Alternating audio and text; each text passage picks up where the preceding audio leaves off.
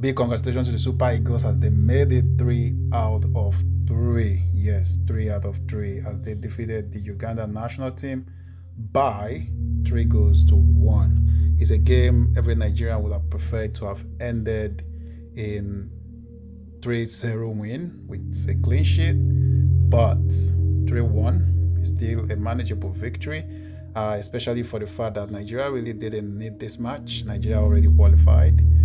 Nigeria was already top of our group. We didn't need the 9 points, but to show your dominance and to show why you're one of the best in the tournament and in Africa by your standard, that you have to win and win convincingly. Just like they dominated the game against Tunisia the last time, they also dominated the game against Uganda earlier today, having the first goal scored by Paul Onachu, who of course paired with Victor Osimhen up front.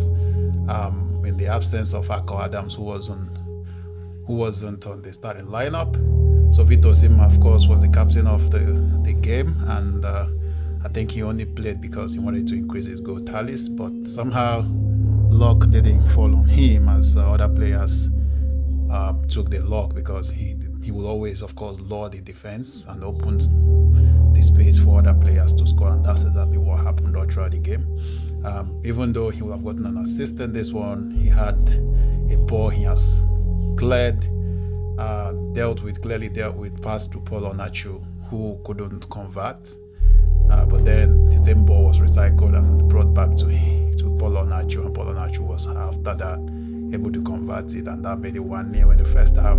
The second half was pretty much almost like the first half, but the Ugandan goalkeeper, who was injured in the first half by himself, not the Nigerian player that injured him though, he wasn't able to come in for the second half, so he rested, and there was a second choice goalkeeper. And this second choice goalkeeper actually stopped Victor Osimhen from scoring, because Osimhen has already beaten him to the ball, but he was off his lines and he used his hand to touch the ball, which he shouldn't, and that led to a red card for him, and Uganda were left with 10 men in the field, and that of course opened the match much more better for Nigeria.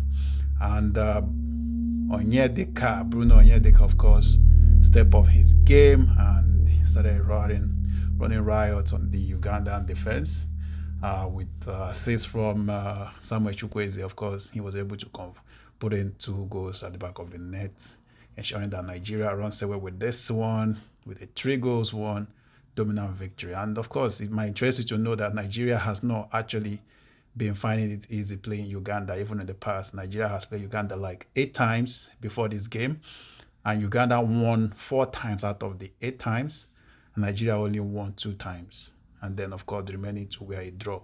So it was a good thing that Nigeria faced Uganda. And of course, even though we didn't need the match, and we had 8 changes from the team that actually dealt with Tunisia. And 8 new people, like the guy who dominated the match, scoring 2 goals, especially in the second half. Onyekachi didn't play against the Tunisians, but he came in today to show why he was called up to the national team. Again, Nigeria's major setback in this tournament will be the goalkeeping department. And if something is not done, and if this boy does not sit up, I do not see our boys going all the way with the kind of goalkeeper we have, because our defense has actually been the helping factor. Take away the defense, the goalkeeper cannot be able to hold it on for the Super Eagles. Good one for the Super Eagles. Tunisia were not able to beat Tanzania. He ended with a draw, 1-1 draw, even though it was also a penalty to Tunisia that even gave them the lead. So it meant Nigeria is the only team that had the 9 points from 3 matches in the Afcon. Algeria has the option or the opportunity to make their 9 points as well, as they play either Burkina Faso or so tomorrow. So that game will determine if another team is going to make 9 points, just like Nigeria did.